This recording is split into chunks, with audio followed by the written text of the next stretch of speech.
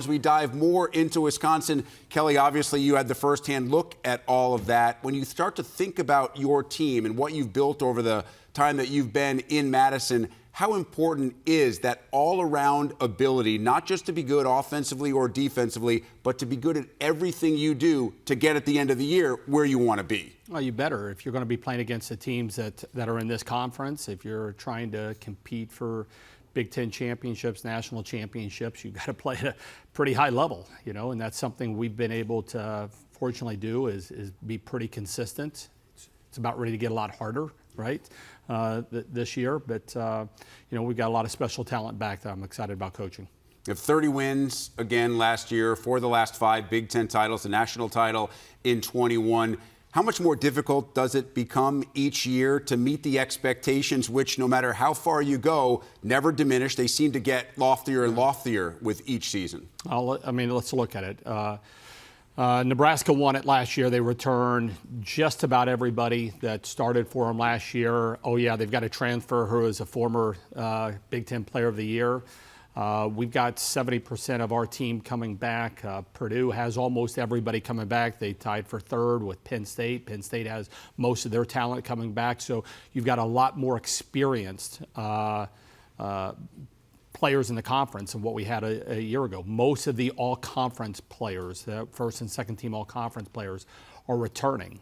And then, now we're going to add UCLA and USC and Washington and Oregon and 3 of those programs that have won championships in their past. So it's about ready to get even hairier.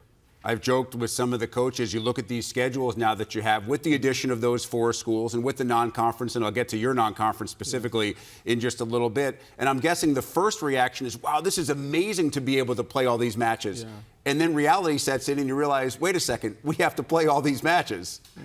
You ask any competitor, they want to play against elite teams in elite environments, and so, sometimes as coaches, we get in the way of that because we're worried about our win-loss record or how many, we got to get to however many number of wins, or we've got to worry about seeding for the NCAA tournament or something. It's, I think sometimes we just got to get out of the way and let's try to create these epic matches. And you see that in our sport where the top teams are playing each other and they're playing them in these big arenas. And it's awesome. You have Louisville, Texas, Stanford, Baylor, Marquette, all in your non-con. It's just announced the Marquette game will be inside the Cole, where you set the indoor record for attendance a year ago. How key is that to what we have seen lately in the popularity rise of this sport? Not just in terms of fan turnout, youth participation, but television coverage as well. Everything is off the charts, and I think part of the reason is because you can turn on a volleyball match any night of the season, and you're going to see 2 of the best teams in the country playing against each other. That's not the case in a lot of other sports.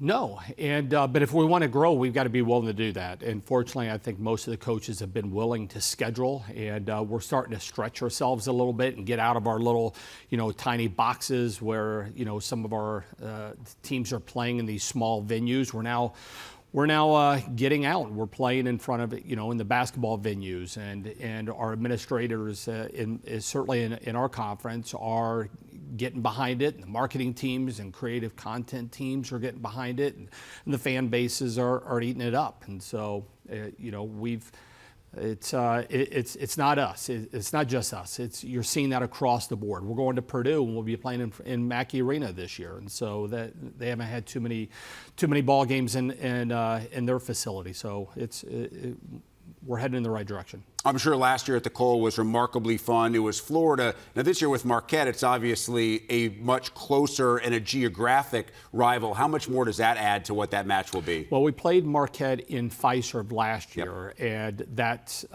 upped the indoor record from the Cole Center the year before. And so I don't think we're going to be able to touch the Cole Center or touch the Fiserv numbers in the Cole Center, but hopefully that place is sold out, and I'm sure the Badger fans will respond to it. And it's an awesome environment. It's not as cozy as what the field house is when the fans are right on top of you, but when you've got that many people and they're all screaming for the same team, it's pretty cool. How much of a challenge do you think the logistics and the travel will be? I've heard different reactions from coaches about what that will be this year and the change in getting to and from, and the short weeks. I know the Big Ten tried to limit them, but everybody has one or two.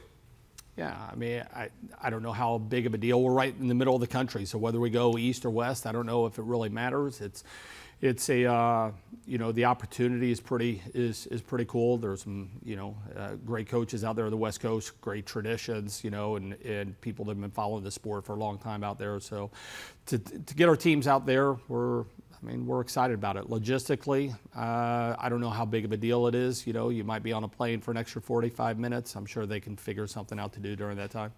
Let's talk about the players that you brought here to represent your program. Sarah Franklin was the Big Ten and AVCA Player of the Year. How special was it for you to watch what she accomplished in 2023, especially for anybody that follows your program that knows what she went through to get back on the court? When you have players that are on a mission, it's fun to coach. And she was clearly on a mission, continues to be on a mission. She's hungry, she's humble, she's driven. She's had to deal with adversity and has come back from that time and time again in an inspiring way. We've got Devyn Robinson here, who's been here for a long time as well. She graduated a semester early in high school and got here right around when COVID got started. And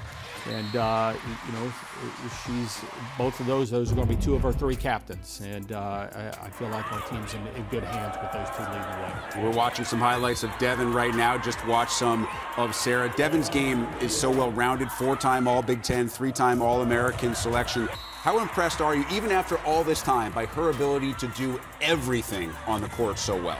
Well, she's a beast, and she continues to get better. She is more locked in right now than she's been in her entire career. She's had a great summer, great last spring.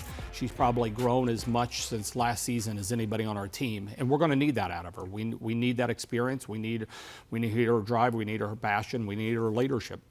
Carter Booth, Anna Smrek, also part of the preseason All-Big Ten team. How much will your depth be a strength for your team in 2024? It will be that our depth, our experience. We're going to need that. I think Anna's capable of being as good of a player as there is in college volleyball. And Carter, she was a great addition to our team last year. She's got so much potential to really control the net and be physical up there. Both of those two are really important pieces for us.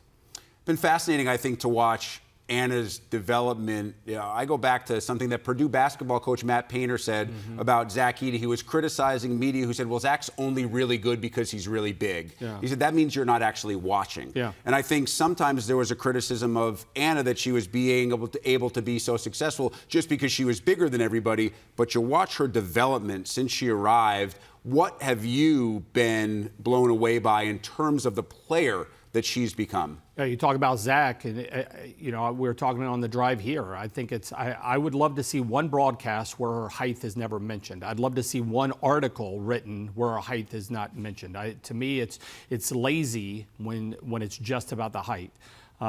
Here's what I know about Anna. The biggest matches that we have played, she's been her best in those moments. So she doesn't flinch all the way back to her freshman year. She doesn't flinch in those big moments. She wants the ball in big moments. She doesn't get too high or too low when things aren't going her way or when they are going her way. She's and I would say her confidence is sky high. But she's grown in a ton of different ways. I know you want to share the credit, as you said before, with other teams and programs and coaches who have really helped drive the rise in popularity of volleyball. How much room is there for even more? You're going to get me going here. I mean, Kelly, you got all the time you want, my friend. There is so much more room to be able to go on, but I see, you see things with, corporate America starting to get involved. Nobody's been a better leader than our conference and the Big Ten Network of driving volleyball, pushing volleyball. And they continue to do that. I think we'll be on the network 12 times this year. That's a lot of times. Last year was our first time. I know, we'll mention some other networks because it's important. We'll be on Fox twice this year. We'll be on NBC twice. We'll be on ESPN. We'll be on FS1. So it's not just one network that is carrying our sport, which has been kind of the case. We've had some others that have that have entered onto the dance floor, and we're going to need that to continue. We're going to need more of our matches, any of our matches, on network television somewhere in the opening week of the NCAA tournament. We cannot be the most important week of our sport be in the dark, basically. Where you've got to pay. You're never going to grow your fan base if they don't know where to find you. And so those are a couple areas that we've still got some room to go, but the volleyball committee has done a great job of pushing the sport. Like I said, our conference has been leaders for a long, long time. Yeah, so many records were set from a viewership perspective last year. I know for us here, and I've said for a long time, I think it's probably the best television viewership sport because it moves so fast, because the athleticism blows you away. It's become our third highest rated sport. Kelly, when this is all said and done, when 2024 is in the rear view, because we're talking now about what an historic season it's guaranteed to be, we're not sure what is down the road. What do you think we might be saying about 2024 and beyond when it comes to women's college volleyball? On our conference, everybody's racking up the frequent flyer miles, so we should be able to get some good. A lot of hotel points. A lot of points there. I don't know. Every season, there's so much excitement and anticipation going in. You've got so much talent that is returning in this conference. One of the things is you're going to have so many teams that are going in and feeling like they can win this thing. There's tradition right now. There have been 12 teams that have ever won a national championship in our sport. 6 of them are in the Big Ten. I think we've got, I think Emily Amon was just talking that half of the overall national championships are now in the Big Ten Conference. And so you're going to have fan bases that are going to be expecting big things, and it's never been harder than what's going to be this year. Kelly Sheffield, Wisconsin head coach. Kelly, always great to catch up. Wish you and the Badgers the best of luck. Yeah, thank you, sir. All right, talked about that schedule. Here you go. Take a look at the first 3 on top. Those are non-conference matches. Louisville, Texas, Stanford. Talked about national championships. Those teams also know something about national championships, and Wisconsin will certainly be in the mix for another one in 2024, thanks to a couple of players who are standing by with Elena and Holly. Thanks so much, Rick. Holly and I are back, this time welcoming Devyn Robinson and Sarah Franklin from Wisconsin Volleyball. Thank you so much for being here with us today. Welcome to Big Ten Media Days. We just took a peek at your non-conference schedule, those 3 matches, starting with Louisville, Stanford, Texas. Which one are both of you most excited to play against? Personally, Texas. I've got to get our lick back, but it's going to be a really exciting game. So much talent on both sides of the net. For sure Texas, but I mean Louisville, right out of the gate, that's our first game. I'm just excited to see what we're made of then. Mm-hmm. Hold on, can we see the bling? Wow, that's impressive. I just noticed that. Makes a little clink. So your head coach just told us 70% of your lineup returning, but both setters gone. You have a new setter coming in, freshman Charlie Furbringer. How excited are you guys for her arrival, and how are you guys going to look different? Oh, I'm so excited for Charlie. I think she is ready to go. And it's so fun to see all the freshmen come in and really just get to experience every single Big Ten arena, every single one of those. So I think it's going to be really fun for her to step in and really get into that setter position because, it is such a big role. And I think she's just going to do a really good job. Yeah, I'm really excited for Charlie, and even having her level of talent in the gym helps elevate our other setters to be as good as she is, and I'm really excited. You're such a versatile player for this team. Do you see yourself possibly in a different role if she's running a 5-1?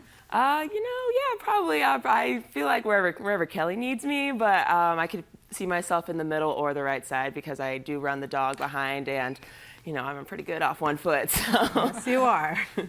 Sarah, we're so excited to see you back this season, coming off of last season as Big Ten Player of the Year, AVCA National Player of the Year, and everyone knows just what you went through last season is incredibly inspiring, from being told you may never play volleyball again, and then becoming the AVCA National Player of the Year. I have chills right now just saying that.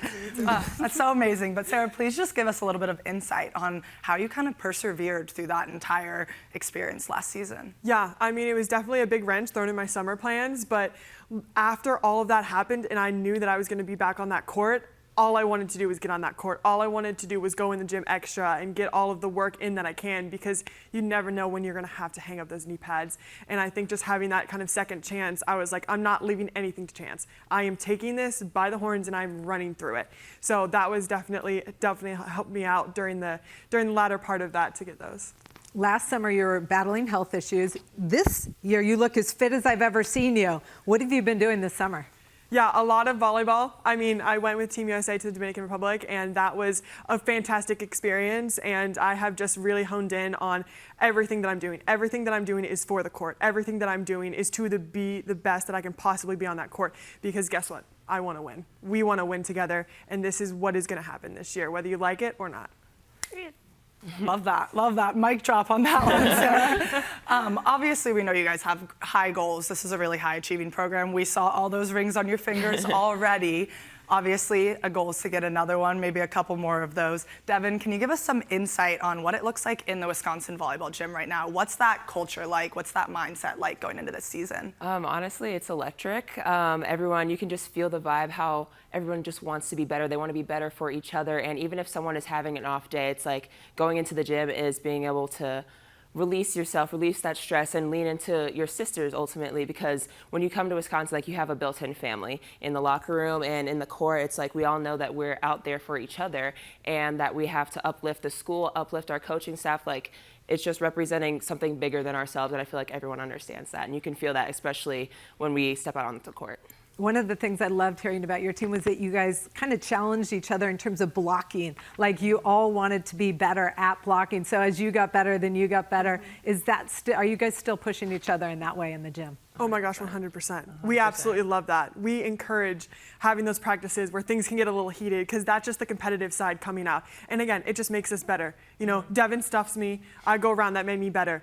Then Devyn stuffs me again, that made her better. She knows all those, and it's so amazing to play against phenomenal athletes. Yeah, it just makes it that much more fun since everyone knows each other, everyone knows their tendencies. Like, I think our last open gym, Anna stuffed me 5 times in my face. I was like, all right, like, you know, I'm gonna hit it down the line. So I gotta switch it up a little bit, and it just makes the gym that much better. You've been one of the best programs in the country the last 3 years. How do you pay attention to detail, and what are the details that are really important to you right now? So many details. I mean, as a team culture, that is what we pride ourselves on. We know that us sticking together and us being really strong will get us through those tough moments, will get us through that. So everything that comes from cleaning up all the trash, cleaning up everything around you, just really taking pride in what you do and how you carry yourself on and off the court. Yeah, like, there's no little things. Like what you said, cleaning up after ourselves in the weight room or in the locker room, like, it's our space and we need to take care of it. And whether that's going to bed 5 minutes earlier, it's like that could help us like 5 minutes more in a match. Like, you never know. You talked a little bit about your time in the gym with USA this summer, Sarah. Can you give us some insight on what that was like? You traveled and played with them. What was that experience like for you? It was so phenomenal just to be able to play with so many high-level athletes. Again, a lot from the Big Ten Conference, just to be able to experience that and see what that'll be like, you know, after college. But being able to put a face and a personality to the name that you always play against is even better. So when I go and play against these people, I can say, hey, remember when we were at USA? Like, it's such a bonding moment, and I'm very grateful that I got to do that.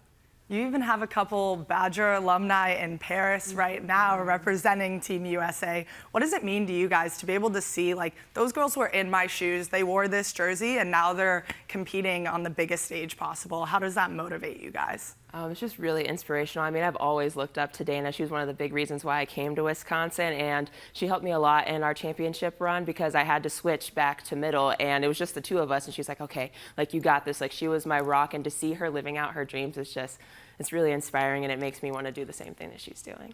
It's so awesome to see Badgers up there and know that that was a really big goal for them, and to have that be a realistic goal for us, I think is even cooler. And to just see that now and be like, hey, we're chasing the same thing, we can respect that very highly. Yeah. So the Big Ten, you've got some rivalries you're used to competing against with the 4 new teams. Any matchups or gyms that you're looking forward to playing in? I'm really excited to go play at UCLA. Like, I've never been on their campus, and I've always seen like pictures of it. It just looks so beautiful, and I'm really excited to go play over there. Yeah, I think UCLA would be fantastic. I think having Oregon at the Fieldhouse again as a rerun of the Elite Eight, I think will be really exciting. They're just a phenomenal team every single time. Yeah. So I think that'll be really fun to see again. Last 2 years, you battled with Oregon, right? No, Penn State we did for the Okay. past 2 Yeah. years. Oregon was the- yeah. last year. Yeah. And then where's your favorite venue to play in overall? Probably Devany. It's just, you know, every time you go in there, you're going to get an insane atmosphere with people cheering, and, you know, sometimes you can't even hear yourself. So I think Devany is just really fun to play in. Penn State's arena, because the fans are right on top of you. And I'll have to say Devany as well, but for a different reason, because when you start winning, then it gets really quiet. So that's pretty fun. That's awesome. That's definitely the goal for you guys, of course. Moving on to this new season, think back to last season a little bit. Made that Final Four, had a great season. What was your favorite memory from the previous season? So this is gonna be a little controversial. My favorite memory was probably playing Nebraska at Nebraska and having that 5-set, like just barely getting that loss, because those are the moments that you look back on that drive you in practice, that drive you to do all these things. So I'd probably say that that was a really cool moment, because it was, you know, 5 sets, tough game, and we were able to learn so much as a team to be able to catapult us further into season. For me, it was Penn State in the tournament. I think it was a Sweet 16, because it was our back-to-back like times playing them in Sweet 16, and I think our third set it went crazy extra points. I had to go back and serve, and I think I got a ball up, and I was like, oh, okay, like I'm playing defense now. But yeah, that was probably one of my favorite ones, and it was so loud in the field house I could barely hear myself think. So. Awesome. Well, we can't wait to see you guys play this season. Thank you so much for your time, Devyn and Sarah. Hope you enjoy the rest of your Big Ten Media Days. Thanks for having us. Thank you so much.